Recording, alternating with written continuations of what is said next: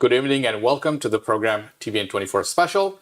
Tonight, we are focusing on the most powerful yet overlooked position in New York State's government, the Office of New York State's Comptroller. The Comptroller plays a critical role in financial health of New York State. The office oversees state's budget of more than $100 billion, audits government's agencies, ensures accountability, and manages the New York State pension funds, which serves hundreds of thousands of public employees, represents one of the largest public pension systems in the country, in the United States. In many ways, the Comptroller acts as state's financial watchdog, making sure taxpayers' money is spent responsibly and transparently. Tonight, we join by a candidate who's seeking to take on responsibility, Raj Goyle. Raj Goyle is a public policy leader, attorney, and former elected official who has built his career around economic policy, government accountability, public service. He's the founder of Cell Phone Free New York, which led the passage of cell phone ban in New York in the schools of New York. He is now running for New York State Comptroller with a vision of strengthening the fiscal oversight, protecting the pension funds, and ensuring the state government works better for taxpayer.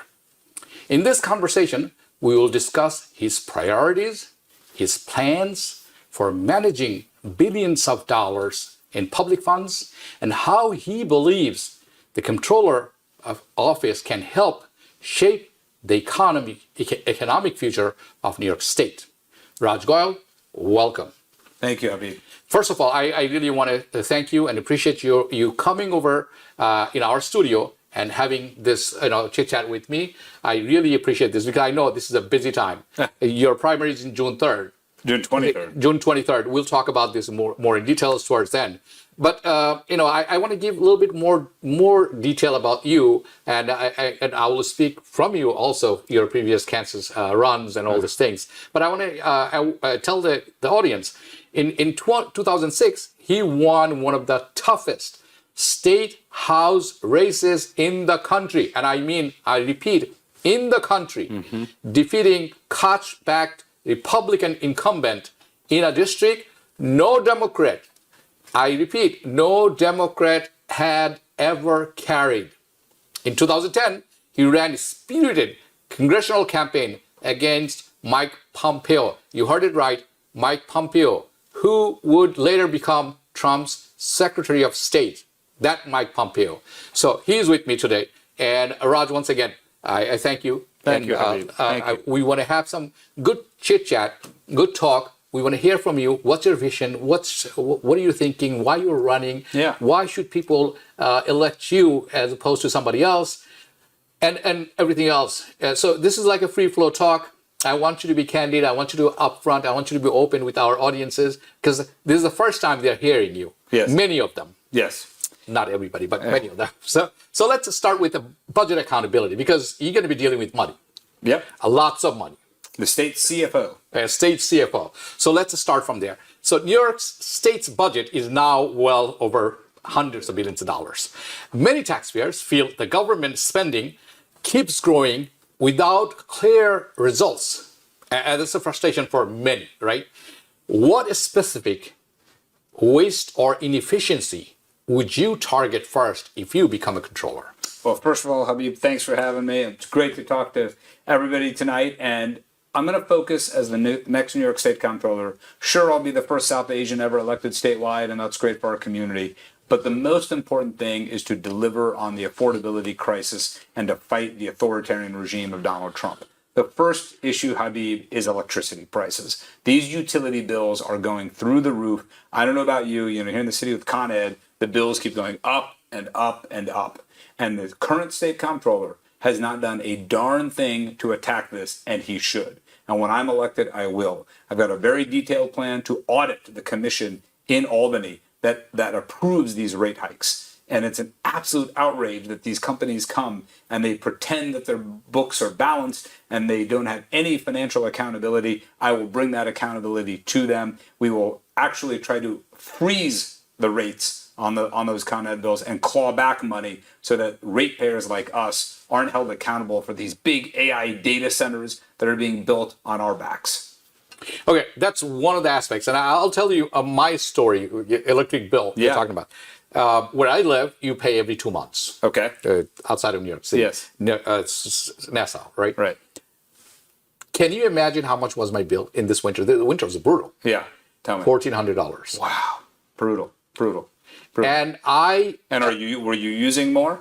No. No. It's the same usage. Yes. Same wattage, kilowatt. Yes. And when I looked at it 6 months ago, it was $700. So it's 100% increase. Jump. Well, that is the story, tragically, that we are hearing all over New York City, all over New York State. I was in Syracuse a couple weeks ago. National Grid, same problem. And it's because, sure, the wholesale prices are going up, and we now know, thanks to Trump's immoral, reckless war with Iran, that is now plunging the entire Middle East into chaos in the world. We're seeing spiking electricity rates or prices yet again.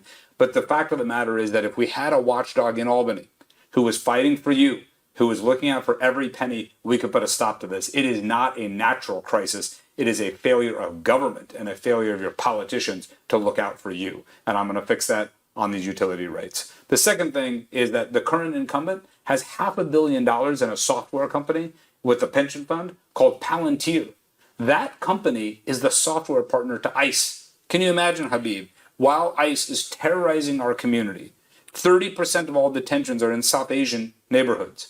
We see what they're doing to us. And the current comptroller has $500 million of our money in the company that's enabling it. You brought in a good point. With Trump in power, New York State and the city is under threat. He's consistently saying that he's going to cut the budget, cut the funds. Which he's doing. Which he has been doing. Yes. And the threat is real. Very real. And that's actually putting a lot of the strain on the budgets, which you are going to be responsible if you win the election, and we hope we do. Yeah. The threat is real. Trump is real. Unnecessary illegal war on Iran, causing the petroleum product to go up, including gas. We are already paying close to $5. Mm-hmm. That's going to result in a price hike very soon. I know they've been fudging with the numbers, with the inflation saying 2.4%. It makes no logical sense. So even with the fudging the numbers, I think it has a limit. Would you be surprised if you see 5 to 6% jump in the next CPI? Oh, I wouldn't be surprised at all. And the question, Habib, is now, what are we doing about it? So here in New York, we are a blue state controlled by the Democratic Party. Yeah. But the insiders in Albany have not been serving us. And the current comptroller has been in Albany for 40 years. Can you imagine? 20 years in the assembly, 20 years in the comptroller seat, never been challenged. He's been a politician longer than I've been alive, and I'm 50 years old. Yeah. I know I don't look a day over 49. Yeah. So all the girls say that, right? That's right. So, and it's funny, since you mentioned that, I will have to say my wife is a lifelong New Yorker, originally from Orange County, and my late father-in-law and my mother-in-law, they built a beautiful mandir in Middletown, New York, and maybe some people who are watching have visited that. Yeah. But it's such an amazing tapestry and diversity we have in the South Asian community. My mom and dad immigrated to Rochester from New Delhi in 1970. What a cultural shock. Absolutely. And so, New York City's South Asian community is the emotional home and has this mythic place for obviously all of us in the South Asian community. And I think it would be tremendous if we had a comptroller who not only looked like us, but served our community and was fighting for the ratepayers and fighting for the households, not enabling ICE to terrorize our neighborhoods, terrorize our communities. Yeah. And it's outrageous. And I'll have to say this as well, Habib. He right now has a foreign bond portfolio of over $500 million. Now, interestingly, $330 million of that bond portfolio is in one country, the state of Israel. Of course. And then the rest of the world combined is only less than $250 million. Can you imagine? It doesn't make any financial sense whatsoever. There's not a money manager in the world who could justify that allocation to the state of Israel. And of course, I've also had the moral calling to say that we should not be funding war crimes in Gaza. Yeah. It's that simple. And when we have genocide in Palestine, and when we have a Israeli leader who has so flouted international law, and to be clear, we must also condemn the war crimes of October 7th. And we should have universal respect for dignity and human rights, but we must put front and center the fact that our money, and public money especially, should not be going to enable war crimes. Yeah.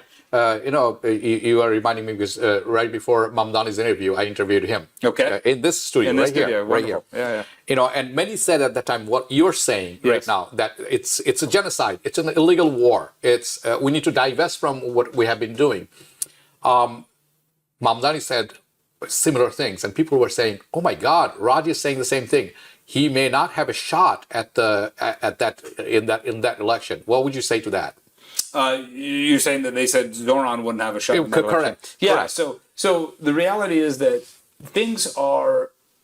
I believe right now that voters want moral clarity, and so let me just be very clear. I've had people who I thought were very good friends of mine insult me, call me very bad names. I won't say them on TV here.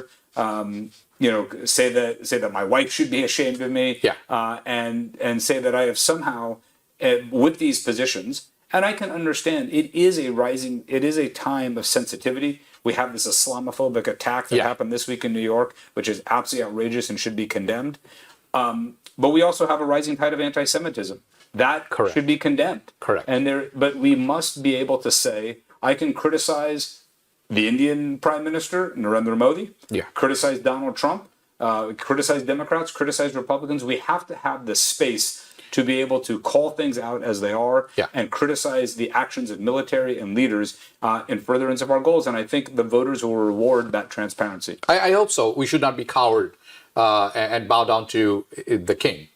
Yes, that's right. In fact, there's the No Kings protest this Saturday. That's correct. Right. And viewers, if you are watching this one, or when you will be watching this on social media, Raj Goyle was part of ACLU. He's an attorney, and I will just tell you a small story.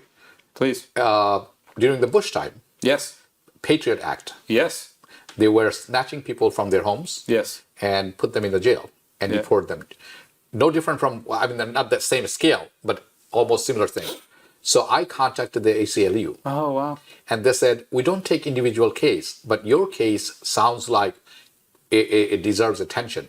And they took this guy, put him in Elizabeth, the jail there, because he had work permit, but he was an asylee. And they took him, they taunted him. He was on medication. They stopped giving him medication, and he was bleeding from his back and from the front. Dire condition. I contacted the ACLU. Well, do you know what ACLU did? In 6 days, they get him out. Wow. It didn't cost me a single dollar. Well, the ACLU is a wonderful organization. And I'm telling people, this guy, this person that you're looking at, part of ACLU, I have a lot of respect for ACLU. And what he has been saying, he should be paying attention because we are under threat. We mean the people, the people of this country, regardless of your color, we are under threat. If you disagree with the current administration, that's not how it should be. You just heard him saying that how much the investment and how one person made money from Wall Street. And you see how his son-in-law, the sons are making millions of dollars. President Trump we're talking about. I'm talking about President Trump. Yes. And there's a nepotism law built into the Constitution that negates all these things. So this is a very important time that he's running for this position. I want to get back to some of the questions I had that I'm sure people would like to know. Well, if I could, on the ACLU. Yes. So when I was a young lawyer, I was right out of Harvard Law School, and I had a choice. I could have worked at a big fancy law firm. And make millions of dollars. Right. Or I could have upheld my values, and I chose to work at the ACLU. And right after 9/11, many of your viewers will know there was a program called Special Registration. Yeah. NCUs. Yeah, if you're a man, if you're a Muslim, man from 25 and up, 25 must years register. and up, you have to register. Yeah. It was incredible. And I had to register too. Did you? Yes, I had to go. Well, they didn't take me. India was excluded. India, very good point. Very good point. India was excluded. If you're from the Muslim country, 300 million Muslims. I had to go to the Federal Plaza. Yes. And register. And that was an outrageous program. Of course. And it was actually created by a guy I've been fighting my whole career, a guy named 𝗏𝗏. And it was a massive waste of probably billions of dollars. and it uncovered no wrongdoing, no criminal threat, no national security threat to this country, but it ensnared the lives of hundreds of thousands of law-abiding Americans. Yeah. And so at the time, I stepped into that. We represented families. We advocated. I was in mosques and masjids and Unitarian churches and Quaker meeting houses all over.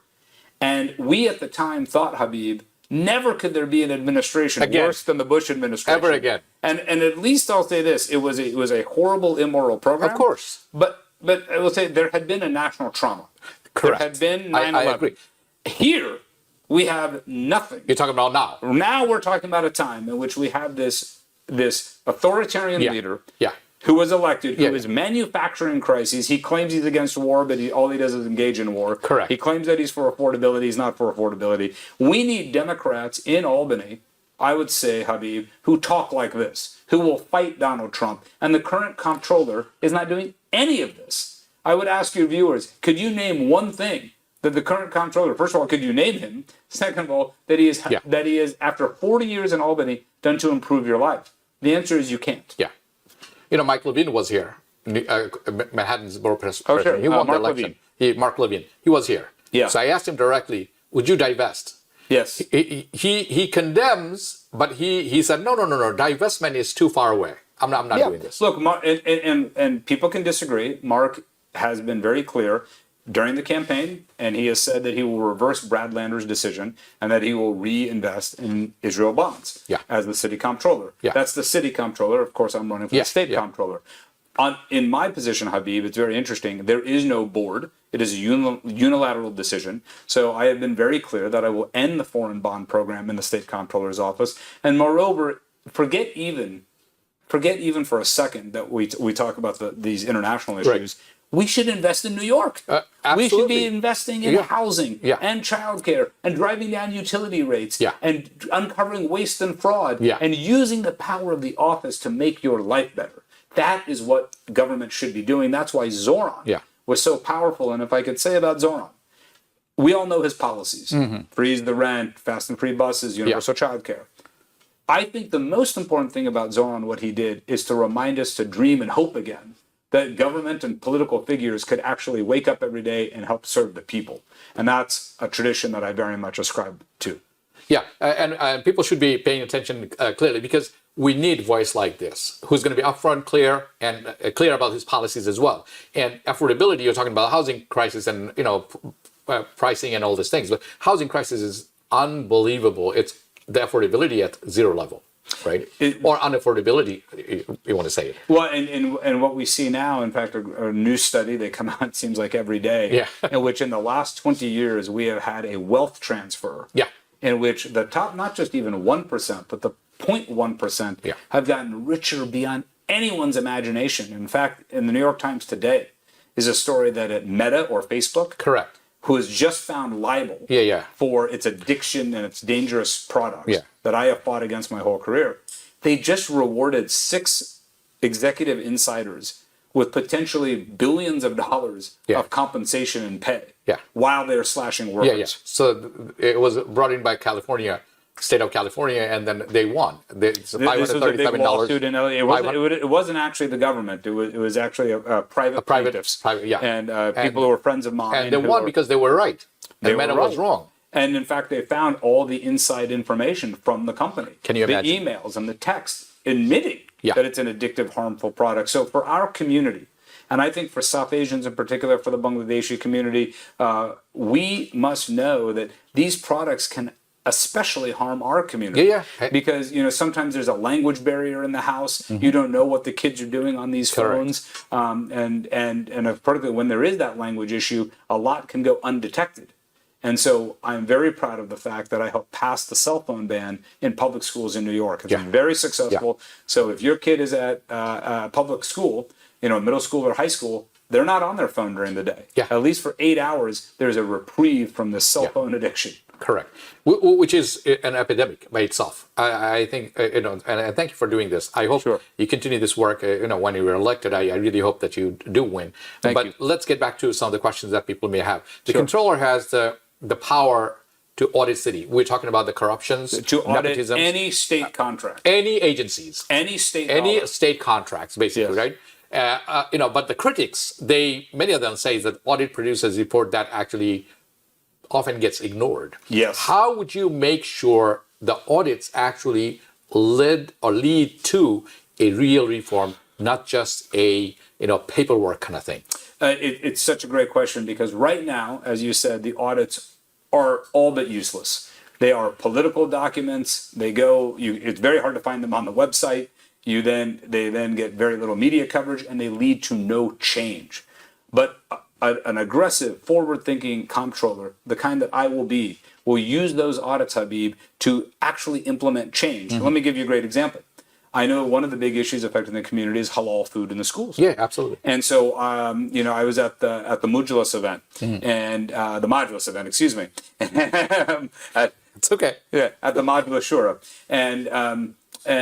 and somebody presented an amazing presentation around the halal food implementation, and gave an anecdote that one food prep, they had an imam come and bless the building in the morning and declare that halal. Really? Without actually preparing the food properly. That's one small but very important example. Yes, which is, yes, as the state comptroller, I will audit all of the halal preparation, make sure that it is following proper procedures, and if it is not, which I'm sure it is not fully right now, work hand in glove with the community to go facility by facility to make sure it is compliant. That's what an active government should be doing. Okay, so you alluded to me my next question that we have many things. It's a huge pension funds and Yes. we have corruptions and all these things. So in New York State, there is aging populations. Yes. And they rely completely on pension. Yes. Not everybody blessed with millions of dollars from the stock market or inheritance, right? Sure. So the pension fund management, the state pension funds manage hundreds of billions of dollars. About $300 billion. $300 billion, right? So for public workers. Now, do you believe the fund should focus purely on financial returns, or should they also pursue political or environmental goals? Where do you draw a line? It's a great question, and the answer is very, very simple, which is we should return the highest dollar amount we can to the pension fund, and the current incumbent has underperformed the city pension fund and underperformed the stock market. And that is, we should do better. We can improve on that. Yeah. And we can do it consistent with our values. So in the private sector, with purely private dollars, sure, you can maybe just do recklessly and ruthlessly whatever you want. But with public dollars, we know that the values of the investments must reflect us, the voters, the people whose money it belongs to. So right now, the state pension fund doesn't invest in private prisons. That's a good thing. Doesn't invest in gun manufacturers. That's a good thing. But right now, the current comptroller has hundreds of millions of dollars in Israel bonds, for example. That is a political decision. So I have been very clear that there is a values-based framework that does two things, that respects our planet and respects human rights, and then we aggressively return money and invest in companies and investment strategies that return the greatest return to the pension fund. Right now, the current incumbent is wasting $10 billion a year on fees to Wall Street managers so that the fat cats get fatter, but they don't actually return the money that they promise they'll return to the pension fund. So if we have our values, cut these unnecessary fees, and invest in smart strategies, we actually can get more money in the pension, and it can reflect our values. Staying on this one. So the investment risk, some analysts warn that the political pressure on pension funds could hurt a long-term return, right? If activists push you to divest, right, from a certain industries, will you prioritize a political pressure or the retirement security of the city? You mentioned Palantir. Remember that part? Yes. Okay. So we should be doing both, because what we can do is think about the Israel bonds, which I'll come back to. Moody's downgraded those bonds because they are not financially sound bonds, and that was before the war in Iran. Palantir, many people on Wall Street are short Palantir because they realize, back to Trump's graft, that this is a sugar high on this company because of all the government contracts that the Trump and Trump family are giving to the company. So the reality is, Habib, that we absolutely should be investing in companies and reflecting our values framework, but we can do it in a way that frees up billions of dollars to return it to the pensioners. Again, if we just cut all of the Wall Street fees that the current comptroller is spending, that unlocks billions of dollars a year that is being wasted right now. So we will not bow to political pressure to play politics with the pension fund ever.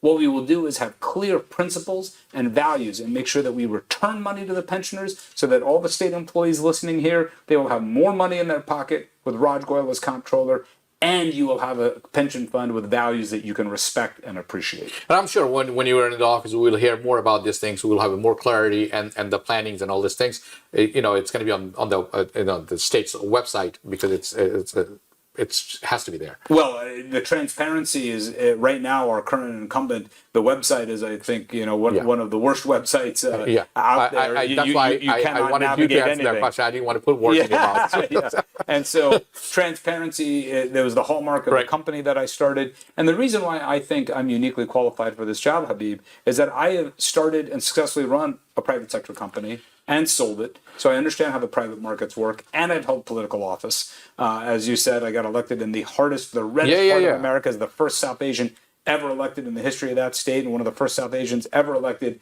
in American history. And so that combination is what we need to bring reform to Albany. I mean, Kansas, the time he's talking about, he could pick him from hundreds of thousands of people. he probably was the only brown guy. Well, I'm sure, or maybe there are a few others, but no, there weren't a lot. There weren't a lot. And when we moved there, very, very few families, very small community, and we have to find our way.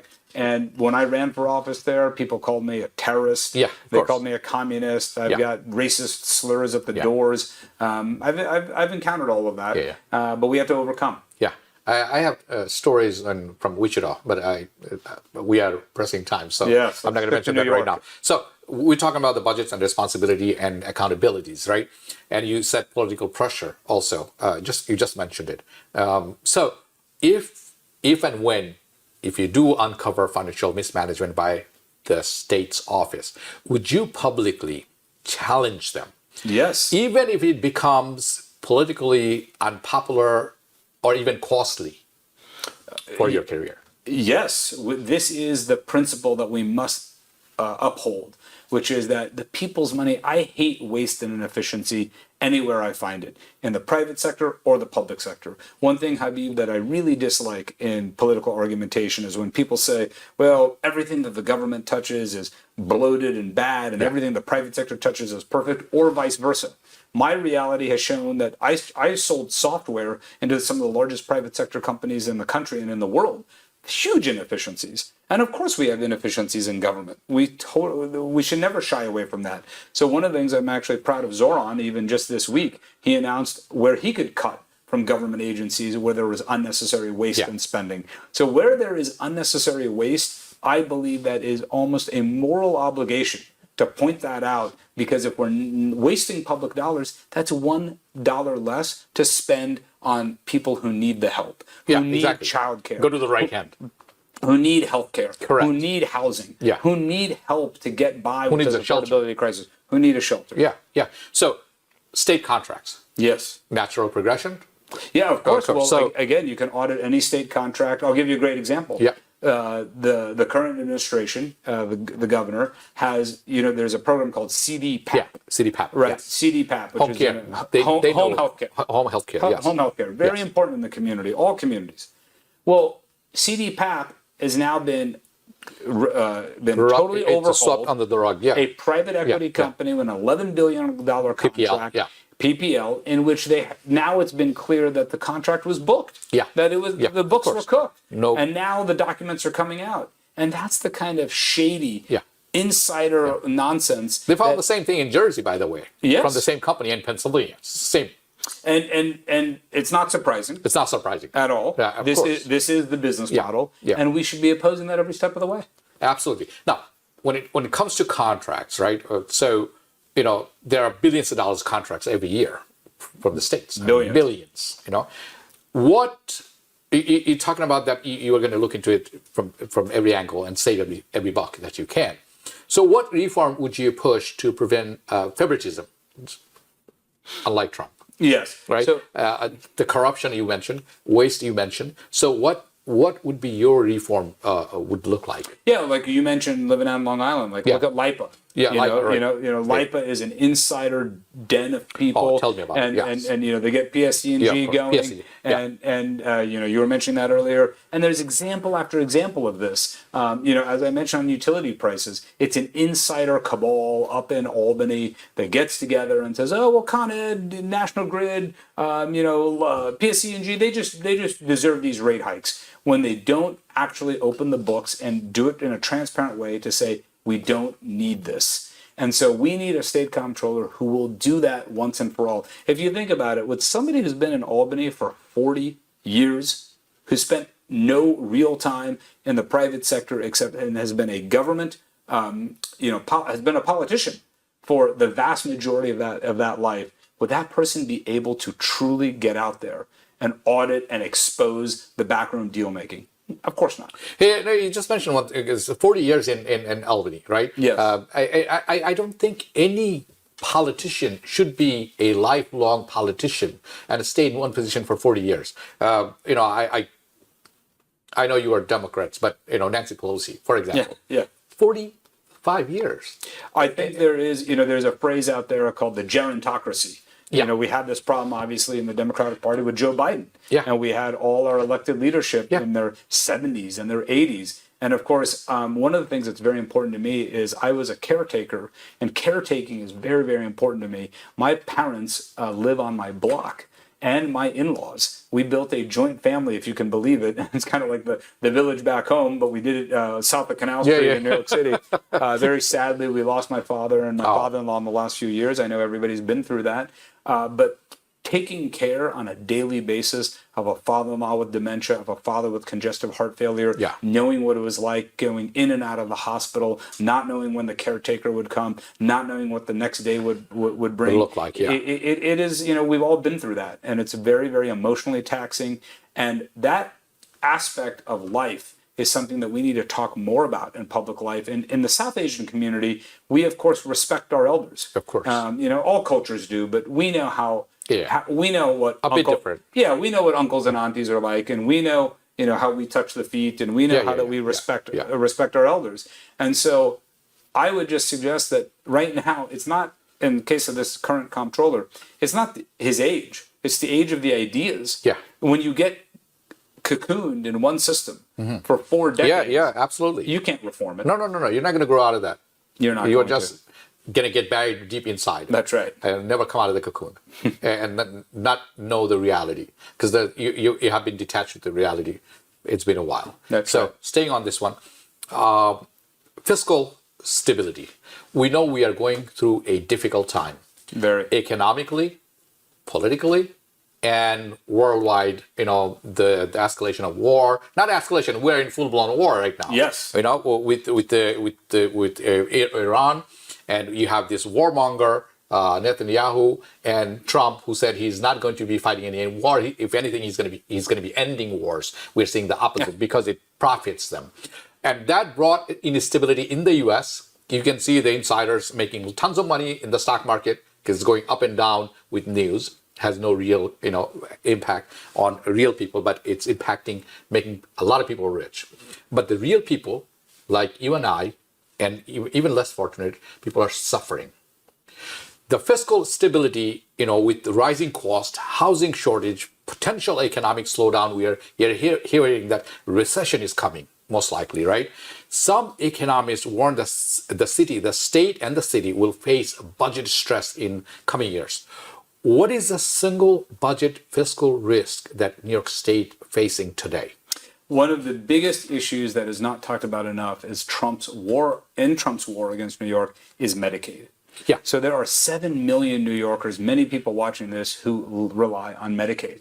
And the Trump budget took a absolute hammer to the Medicaid safety net of New York State. Now, there was a little bit of good news in the last week in which the governor was able to backstop it a little bit. But we must make sure that we have a functional healthcare system, and the state comptroller has not been involved in that battle whatsoever. So we have to have, with all the things you mentioned, this chaos around the world, this potential recession, the fact that we have a madman president declaring he's against war. So one day the war is over, one day he's going to invade more. I mean, it is absolute chaos with no real plan to help the American people and to help New Yorkers. We must make sure, Habib, that the health care system of New York stays stable, and that if we do, God forbid, slip into a recession, that we must do everything we can to help people on the front lines. Because in a recession, who suffers the most? The average person. Yeah. And people who don't have money. The bottom of the food chain. The bottom of the food chain all get swallowed up. Correct. So we must make sure. We saw this immoral cutting of food stamps. Where there was of course a budget shutdown, the SNAP benefits. Yeah. You know, I worked a lot on that. I helped run the board of Hunger Free America that does so much work on food stamps. We need to do everything we can to shore that up. Yeah. And the state comptroller, again, is not in that fight right now. When I'm comptroller, I will be. Yeah, I mean, there's a twofold of this. One is the state is willing to participate in this program and be able to help it who needs it the most. And then when people do, they are being threatened with federally, hey, you know what? I'm going to take away your citizenship. I'm going to take away your rights to sponsor somebody else. So there are two folds of it. You know, I'm sure when you are elected, I'm going to come back. I'm going to ask you to come back, please, and join us and give us the vision differently at that time, because at that time you will be the controller. Yes. But a lot of times, right, the political, even though you answered in a way, but I want to just ask this question directly, is political independence of the controller must often challenge powerful political interest, right? And you have been, I'm sure you have been faced many times about these things, your previous experiences in Kansas and as a lawyer, ACLU, and current situation right now. Can you point a time in your career when you took a position that was politically unpopular but financially responsible? Absolutely. In fact, when I was in the legislature, I voted against a sales tax increase. And all my normal allies were very much for it because they needed to plug a budget gap. And I said, raising taxes on sales tax is a regressive tax that hurts the average person. I hate sales tax increases, and I wouldn't vote for it. And it was politically popular. It cost me support in my own party, but I did because it was the right thing to do. And even now, I will say in this campaign, coming out as I have against the war in Gaza and talking about the issues in Palestine, as I said before, has cost me not only personal friendships, it's cost me financial support of my campaign, which we need to get our message out, but I have stood on principle on this. And I don't know how the political leaves fall. As you mentioned, for 𝗲🗏, obviously it worked out, but it may not work out for everybody in that same way. But I have chosen to stick with my gut on that and to be principled because that's what's most important. And you mentioned that the comptroller is an independent watchdog. It's very important you said that. It is not answerable to the legislature or to the governor or to anyone else. It's an independent branch of government, and it answers only to the 19 million people of New York State and to you. And that is the kind of person we need in the comptroller's office, is financial rectitude, transparency, and being laser focused to deliver financial results for you. I'm going to come back to this one because I think at the closing, I will have some question about these things because your stance makes you very unpopular. I hope not. But unpopular to the powerful people, not with the people, right? But that powerful people also lobbies and, they have the super PACs. So I'm sure your budget for running this is, under threat in a lot of ways. True. So it's difficult for you without taking those donations running this campaign. But you're doing it because you're doing it for the right reasons. All right. So I'm going to come back to that. Now, you are running for this election, the state controller position. The election is on June 23rd. June 23rd. 3 months. Right. There are early votings also? Yes, early voting starts June 3rd. June 3rd is the early voting starts. So I want to let people know that, that's part of the things, because not everybody will be able to go June 23rd and vote. Of course. Right? You should take your chances from June 3rd up until June 23rd, 20 days span, right? Yes. It's a good time. And this is statewide. So it doesn't really matter you live in Rochester or Middletown, Orange County, Napa County. Yeah, my wife's hometown. We have a lot of Bangladeshi people living in Middletown. Of course, yeah. You mentioned about the mandir, they have masjid. I So know it's a that, very I know that. harmonious community. Oh, very. I often go there, so I know. Oh, the yes, Orange yes. County is right across from 𝗵𝗵 Breeze. Yes. So off the throughway. Yeah, off the throughway, right. So 87, I think, right? Yeah. So many would ask, why Raj Goyle? For this most important position of New York State, he's going to be handling hundreds of billions of dollars. Can we trust this guy? Yeah. Right? So why you? Because there are several other candidates running for this office. In one clear answer, if I can, why should the New Yorkers trust you with one of the largest public financial portfolios in the country? Please. Thank you. You should trust me because no one else in this race, including the incumbent, has the combination of business experience and public experience to bring reforms, to manage that pension fund and put more money in your pocket, and to put the Comptroller's office on the side of tackling the affordability crisis and fighting Donald Trump. It's as simple as that. My experience and my agenda is what we need in that office. Not what we have now, which is a 40-year Albany insider, or other people who are untested, have not been in leadership positions, and frankly, do not have the political will and ability to fight for you. Yesterday in Albany, Habib, I was arrested.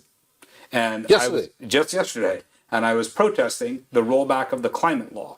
And we need Democrats who will fight for you. We need people, regardless of party, who will fight for you to live a better life. That's what we need. That's what 𝗂𝗯ance showed us, is that we needed clear, articulate fighters. And I got arrested because I said that I will divest the pension fund from fossil fuels that are choking our communities, that are risking the climate, and that frankly do not make good money for the pension fund. And we should not be going backwards right now. We should be going forwards. And I put myself on the line along with a lot of other people. And it was a small thing to do, but it was an important statement to say that we are going to stand up and fight. That's why you should trust me. And that's why you should elect me as your next New York State Comptroller. Right. Raj, I have many people I've interviewed. Yeah. Right. Many. From Hillary Clinton to Chuck Schumer to you name it. Right. Very seldom that I get a person like you who's openly clear about his position, his vision, and clear-cut, and with the right education behind your back, right? And the right experience that. So when people are, the viewers you are listening, I'm not endorsing him.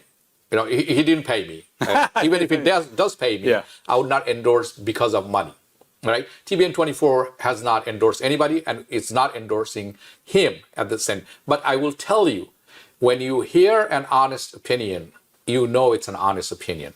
So I really appreciate you being open, being clear and honest. And I believe people who are watching this will get to understand, get to know you, who you are. It is very important that we get a person at the right place at the right time, because we are actually facing a financial turmoil in coming days. There is no escaping from that, because at the rate we are going, the chaos at the in front of us, I don't see there is escape from that, right? So when things are like this, we need somebody like Raj Goyle. We do need somebody like him. Whether he's going to fail or pass, that's in the future will dictates that. We can't say, but we need to at least give him a chance to actually perform things that he's claiming that he would like to do. So again, this is not any endorsement. But anybody who's publicly nowadays, denouncing genocide and publicly saying, I'm going to divest from those genocidal companies and the government, he's on the right frame. He's on the right side of this history.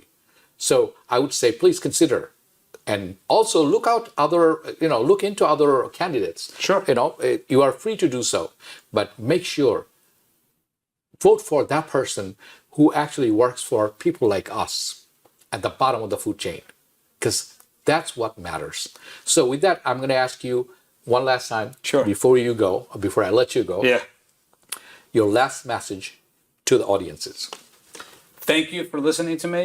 And please, if you are frustrated by what you see from Albany, and if you want change, and you want somebody who will be a partner to Zoran in the fight for affordability and the fight against Donald Trump, please vote for Raj Goyle for New York State Comptroller on June 23rd in the Democratic primary.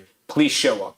If you're not at the table, you're going to be on the menu, and that's a problem for our community. Yeah, if you're not on the table, you're going to be on the menu. Yeah. That's very fittingly said, right? And once again, the early voting starts June 3rd, and the last date of vote is June 23rd. So remember, mark on your calendar, go vote, because this is probably your voice. Raj, once again, thanks for coming. Thanks for making time.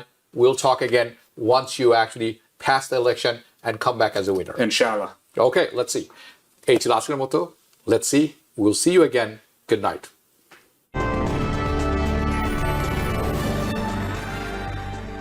TBN 24 television দেখতে আজই call করুন 7187776556 log in করুন www.totalcabelbd.com। New York থেকে সম্প্রচারিত TBN 24 television বিশ্বজুড়ে বাঙালির কণ্ঠস্বর।